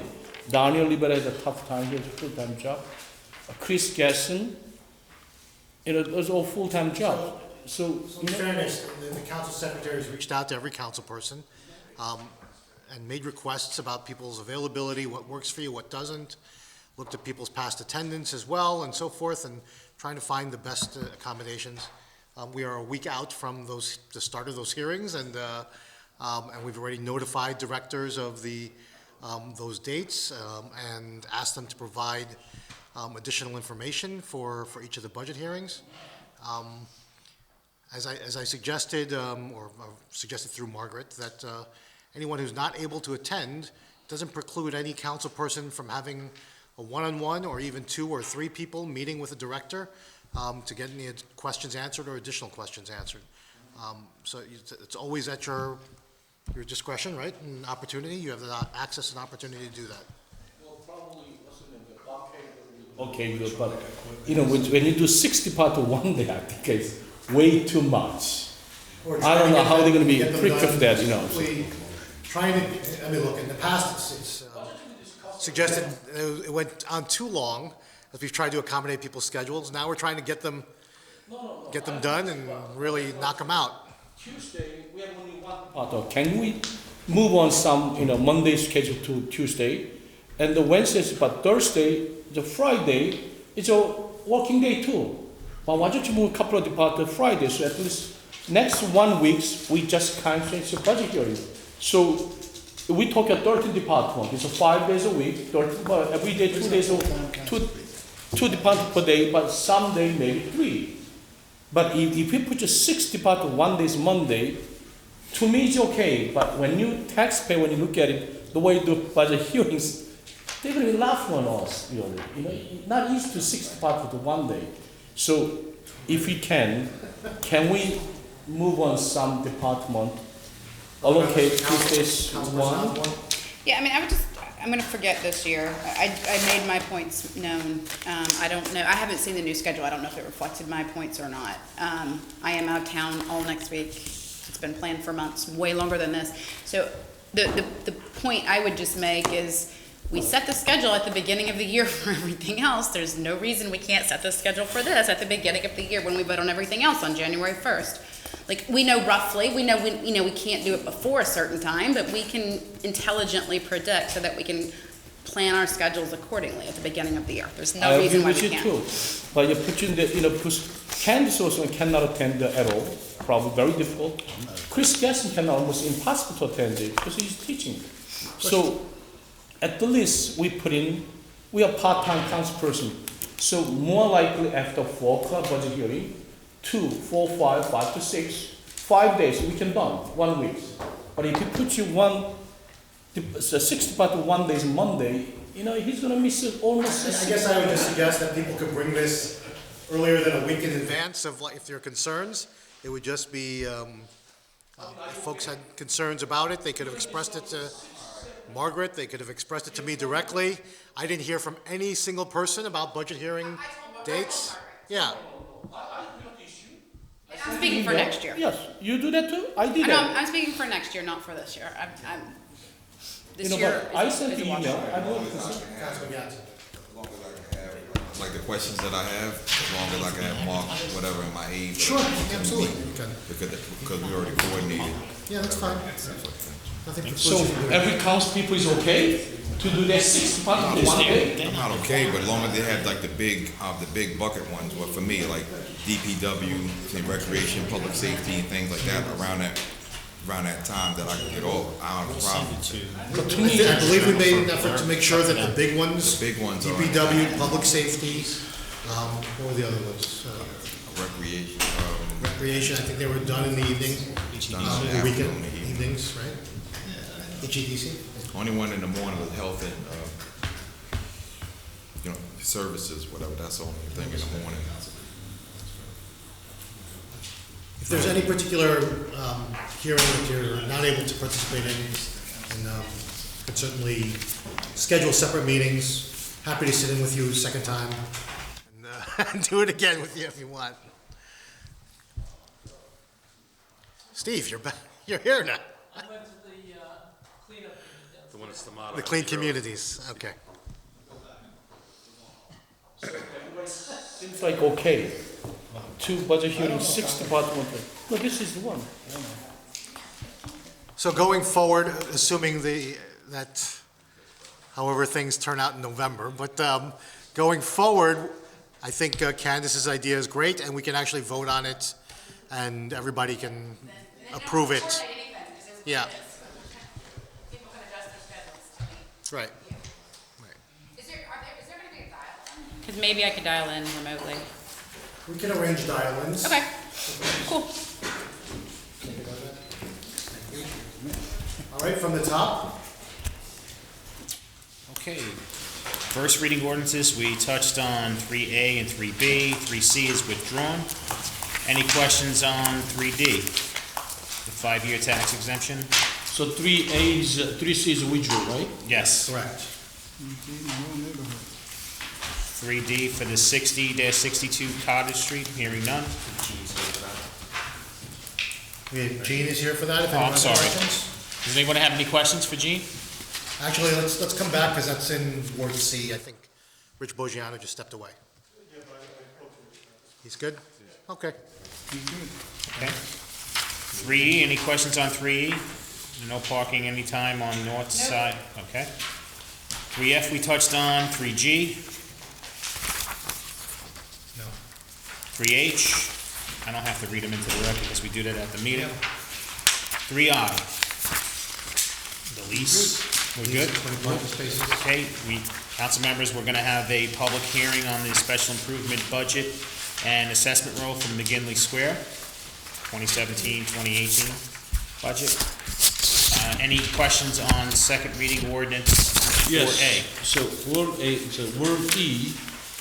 So word E. when I read the read about the ordinance for chapter 345, they mentioned about the JUCO report. Do they done the report? Can we have a copy of that? Wait. What are you talking about?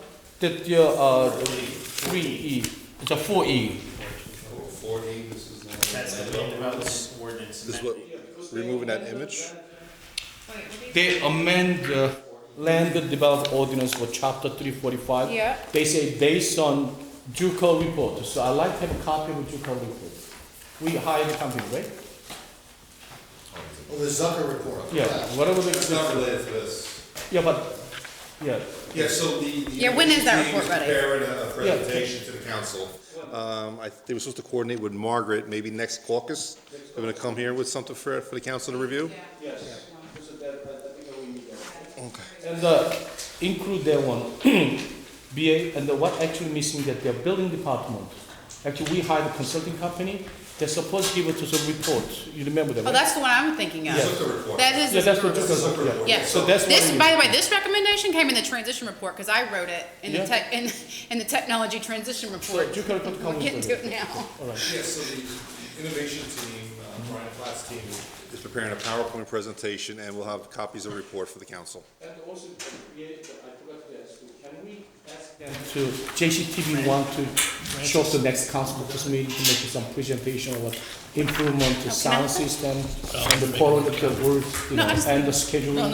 They're supposed to be here, actually, today. So I charged Margaret with, speaking with the clerk's office as well as JCTV to find out about all the audio-visual enhancements and improvements. If we can get a report on that, that'd be great. JCTV want to actually attend the next council purpose meeting to make some discussion with that part of it. Scheduling the programs, number one. Number two, quality sounds, and actually that the camera, I don't know what they call it, really poor quality. We still get a lot of complaints. Better than last time, but still they have no improvement, not much improvement. We appropriated some money, didn't we? Yeah, we improved the You get money $300,000. from Comcast when you renew the franchise agreements for new equipment. So those are new cameras in there? Yeah, but it's still very bad. I heard a lot of complaint too. All right, so we should look into that, okay? Yeah. We should do a root cause analysis before we just buy stuff next time and just Thank make you very sure that much. we understand what the problem is. Okay. Any other questions on second reading ordinances? Okay. Resolutions?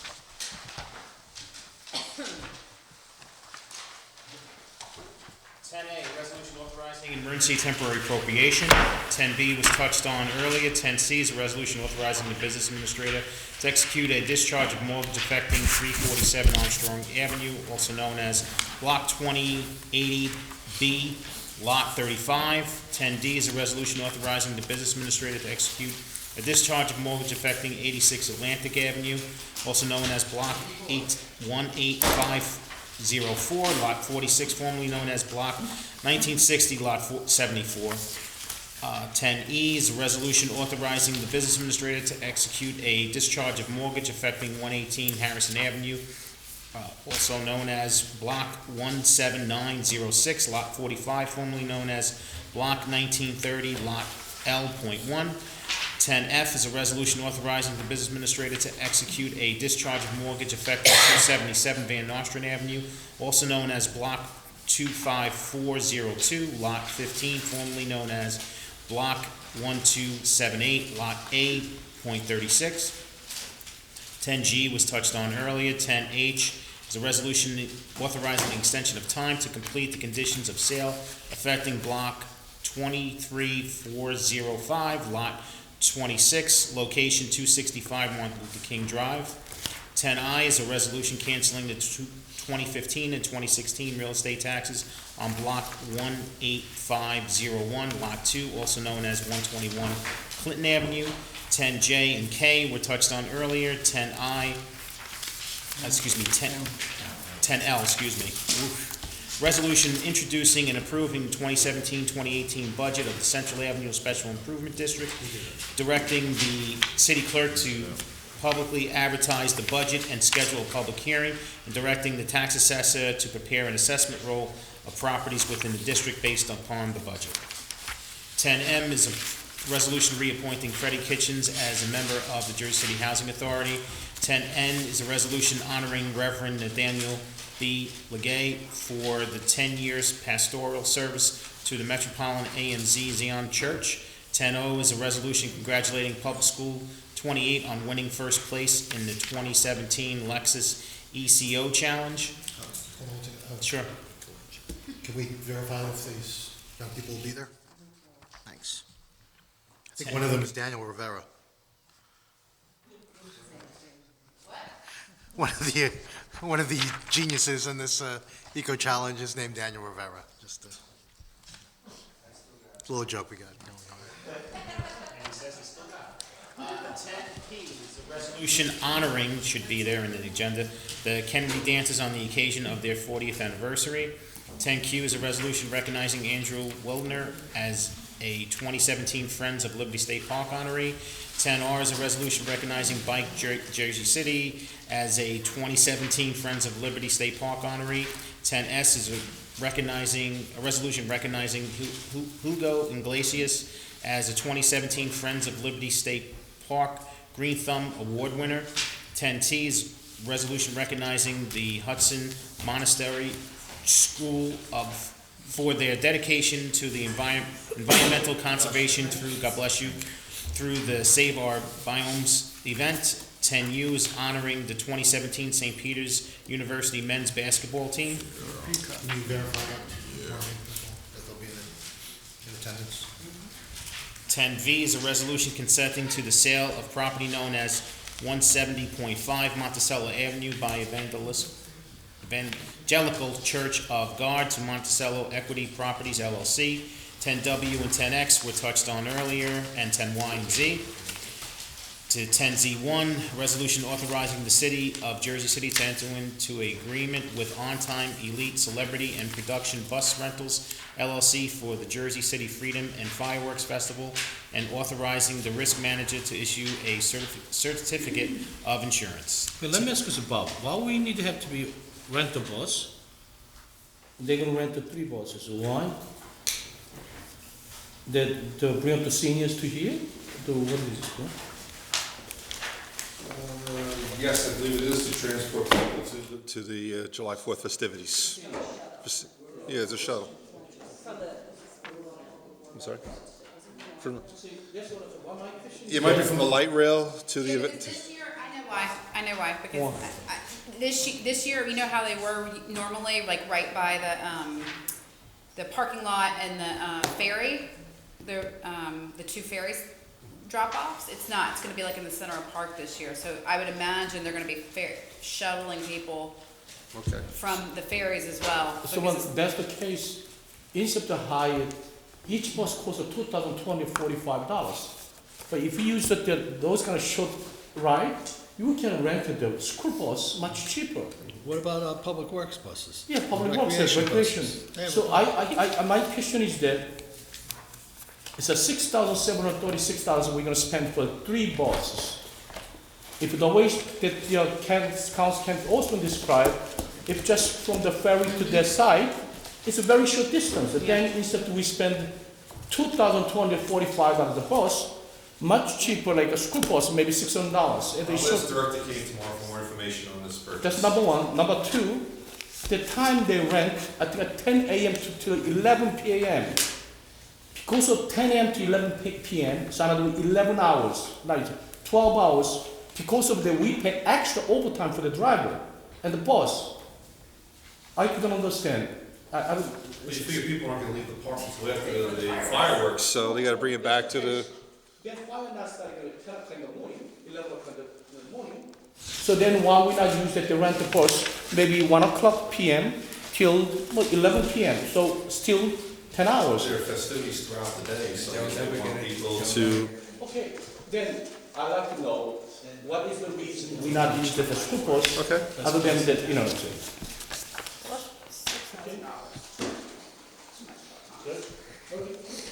Okay, 10Z2 is withdrawn.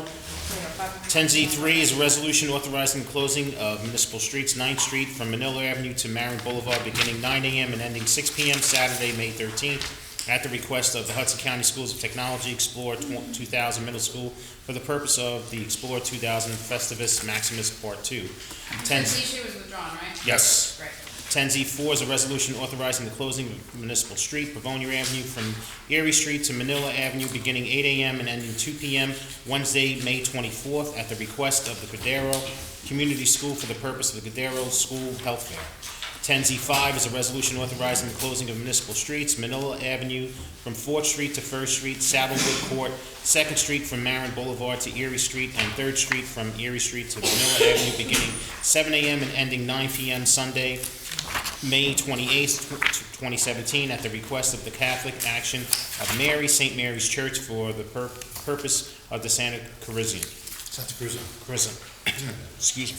10Z6 is a resolution authorizing the closing of Municipal Street, Exchange Place, beginning 10 a.m. and ending 4:30 p.m. Saturday, June 3rd, 2017, at the request of the Jersey City Families for the purpose of the Jersey City Families Kids Run. 10Z7 is a resolution authorizing the closing of Municipal Street, McWilliams Place, beginning 9 a.m. and ending 7:30 p.m. Saturday, June 10th, 2017, at the request of the Hamilton Park Neighborhood Association for the purpose of the Park Fest. 10Z8 is a resolution authorizing closing of Municipal Street, Pavonia Avenue from Erie Street to Manila Avenue, beginning 9 a.m. and ending 7:30 p.m. Wednesday, June 14th, at the request of the Cordero Community School for the purpose of the Cordero School Festival of Stars. 10Z9 is a resolution authorizing the closing of the municipal street, Bergen Avenue from Duncan Avenue to Montgomery Street, Boland Street, Fairmont Avenue from Britton Street to Monticello Avenue, Nevin Street, and Storms Avenue from Bergen Avenue to Monticello Avenue, beginning 9 a.m. and ending 7 p.m. Saturday, June 17th, at the request of the McGinley Square Partnership for the purpose of the Build a Better Block Street Fair. 10Z10 is a resolution authorizing the closing of Municipal Street, York Street from Washington Street to Green Street, beginning 10 a.m., ending 11 p.m., Thursday, June 15, 2017, at the request of the York Street Project for the purpose of an evening under the stars, York Street Project. 10Z11 is a resolution authorizing the closing of Municipal Street, Winton Street, from Maple Street to Johnston Avenue, beginning 1 p.m. and ending 7 p.m., Saturday, June 24th, at the request of Team Walker for the purpose of Team Walker Opening Day.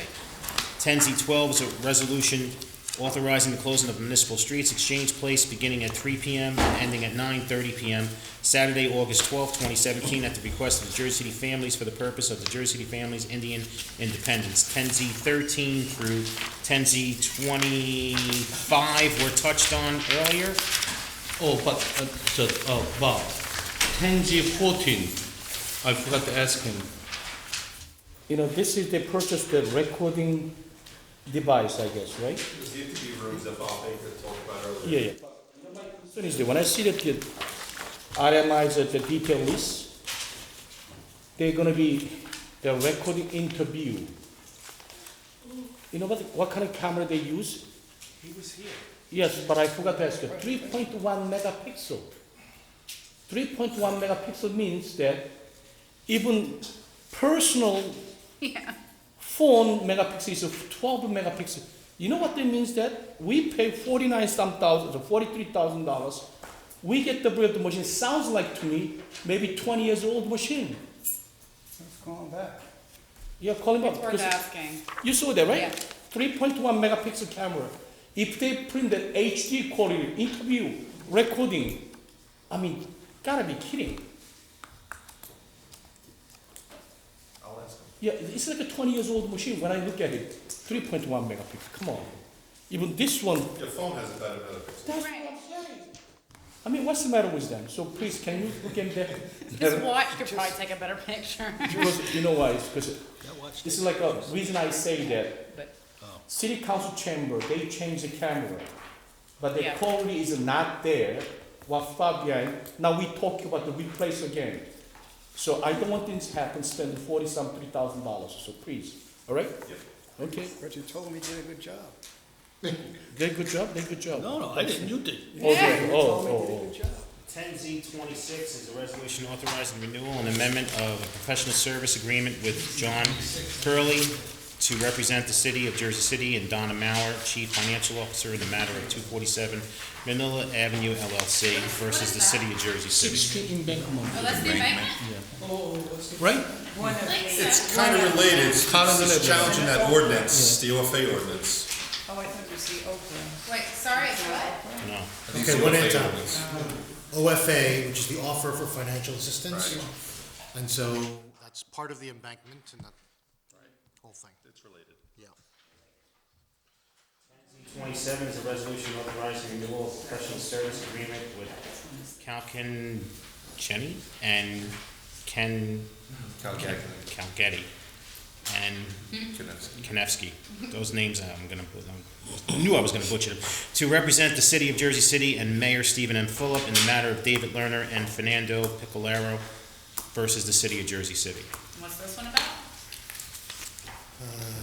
These two gentlemen were former parking authority employees that were not hired by the city. 28 is a resolution authorizing the award of professional service engineering service contract to NV5 Inc. for the on-call traffic volume data collection project number 17-007-T for the Department of Administration, Division of Engineering, Traffic, and Transportation. 10Z29 is a resolution celebrating the 10th pastoral anniversary of Reverend Gary S.K. Floyd Sr. 10Z30 is a resolution authorizing a contract with Acusure LLC as an extraordinary unspecifiable service to provide the city of Jersey City with insurance consulting services and to be the city's broker for the record for obtaining and monitoring the city health's benefits, prescription, and stop loss coverage. This one, I have to say something. First things I'm gonna say about the Bob K, our business district. Good job, really. Thank you. You know, really, you did a fantastic job. You did it, and I want you to make sure the taxpayer of Jersey be aware that what kind of effort you put it in. You know, since 2010, as elected councilperson, I bring up this issue, commission of the brokers for health insurance, because we pay almost $95 million. Will be 2017, and based on my knowledge, we close to pay almost $1 million for brokers premium for the, you know, that now through your effort and the law department, about it, we can save almost $900,000 per year. That's a fair number. So I can say that you can ask the mayor to raise, because you did that a good job. Actually, the council controls the. Oh, you did right? Okay, good. So, council, how about a raise? Because you deserve that you saved about $900,000. For Wednesday? Yeah. Raising his salary? I'll do it right now. This one has when they write the resolution, they did wrong. So I'm going to make correct. When I see the fact sheet, they say costs for they come $360,000 per year. So over the 3 years, $1.08 million. But now, in front page, they say $660,000 per year. That's wrong. So I think a $660,000 you have to change to $360,000 a year. Okay? It's not $360,000. It's $660,000 for the three services. 3 services, 3 years. Right. So each year you award, we'd have to redo it and renew it. see now what I see here.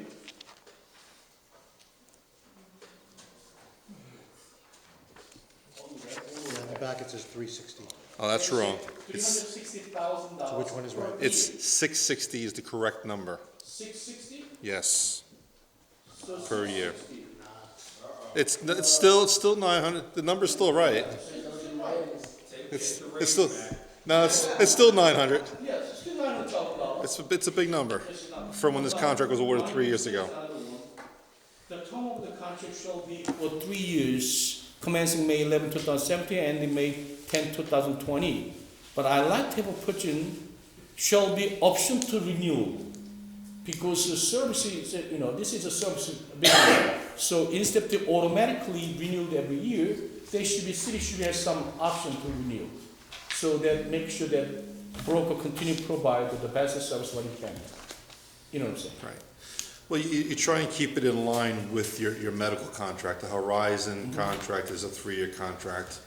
So you try to keep your broker in line with that contract. Yeah, so 3 years or so now. Right. Yeah, we understand. Right. So if all council members have not happy with the service, then we should have a right to revoke the contract. So if we option to renew, if doesn't have the problem with that any service, the guy's gonna automatically gonna get this, contract to renew. But I don't want to tie it up. So he say, oh, I guarantee so-and-so, forget about it, then we're in trouble. Sorry. Don't Well, you the think so? contract requires certain scope of services. If they fail to comply with it, we can always void the contract for failure to comply with the terms. You sure, so we can Sure, if they don't, revoke the contract? if they don't comply with the terms of the contract, absolutely. Yes. So, thank you for your job, okay? Thank you, Councilman. Yeah, I appreciate it. A really good job, okay? Take back the raise. So $900,000, so my kids that when the budget hearing, I'm gonna find out where should be saving, we should be spending. Okay, so I like you cooperate with that, my kids. Good. Police budget, by the way. Yep. 10Z31 is a resolution authorizing contract with Brown and Brown Metro LLC as an extraordinary unspecifiable service to provide the city of Jersey City with insurance consulting services and to be the city's broker of records for dental coverage. Council members, just a point of record, on 10Z30 and 10Z31, I did send an email with the complete attachments to both resolutions. I just didn't want to pack up your agenda and make it look monstrous, which it would have if I would have gave all the attachments in the agenda. But that's why I gave them to you guys electronically. Okay. 10Z32 is a resolution authorizing a contract with Doyle Alliance Group as an extraordinary and specifiable service to provide the City of Jersey City with insurance consulting services and to be the city's broker for life insurance coverage. 10Z33 is a resolution authorizing an extension of the contract with Nelson Westberg of New Jersey for moving company services on a month-to-month effective May 15th, 2017, and that should say not to exceed 3 months for the Department of Public Works Administrative Services. 10Z34 is a resolution authorizing the City of Jersey City to provide indemnification to Chicago Title Insurance Company in connection with certain open judgments against the City of Jersey City in connection with the conveyance of property identified in the city tax map as Block 21504, Lot 6, 65 Phillips Street. 10Z35 is... Okay, 10Z34. What is the open judgment we have that land? We talk about the Scientech land, we talk about, what is the open judgment we have there? If you did a title search. Yes. It does show sometimes that there are judgments against the city. Sometimes it's for matters that, for example, are on appeal. It could be for some old judgments against, I know in one case it was the Jersey City water supply system that's defunct. It's all different things, but those judgments, if they're really active and they're final, they get satisfied. Sometimes judgments are satisfied and someone neglects to discharge it from the record, so they're not really outstanding, although it looks like that on paper. So, it really depends. I don't know every one off the top of my head. I could show you a list if you're interested. But generally speaking, it's, I would say, principally judgments that were not discharged as of record or against entities that sound similar to the city that are now defunct, or maybe some things that are on appeal. But there's not... That what do they call that the title company, what do they call that the scout title company, right? Even they want to make sure that title insurance make sure that they waive that the liability for the issue. So I'm not feel comfortable. Well, it's okay. I know, but it really is not that big of a deal. The truth of the matter is, even if the city didn't do this, there's an appellate division decision right on point that says, you cannot foreclose against city property, for example, or just come in and levy on the city's bank account. You need a special order to do that. So we'd always have plenty of notice. So I don't even know why the title company is demanding this. Most title companies don't.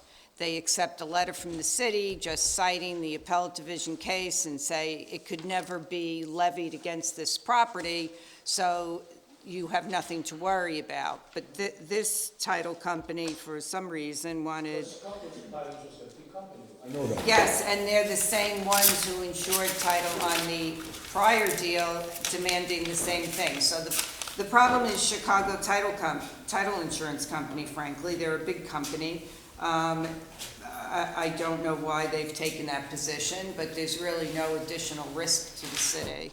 But they say even our regulations even say the minimum risk to the city. So when we say minimum risk, how much is the minimum risk will be? I don't think there's any risk given that decision, no. So we're gonna I put just in would not extend it to a private title insurance company because there is no risk and they're a business person and they should know that instead of making us do this resolution and paperwork, but, So we just take your word, okay? No. Yeah, okay. Okay. Okay. 10Z35, which is the last late item that was with your package, on top of your package when you walked in, is a resolution amending professional service agreement with Brock and Elcher to represent the mayor, Stephen Phillip, Robert Kakaleski, business administrator, Philip Zaki, chief of police, Joseph Connors, deputy chief of police, and the city of Jersey City in a matter of David Goldrich versus the city of Jersey City. So items 10Z35 through 10Z37 will have to be voted on to be added to the agenda at the council meeting, council members. On that note, may I have a motion to adjourn at 7:54 PM? Motion made by Councilperson Rivera, seconded by Councilwoman Osborne. All in favor, please say aye. Aye. We are out of here at 7:54 PM. Good night.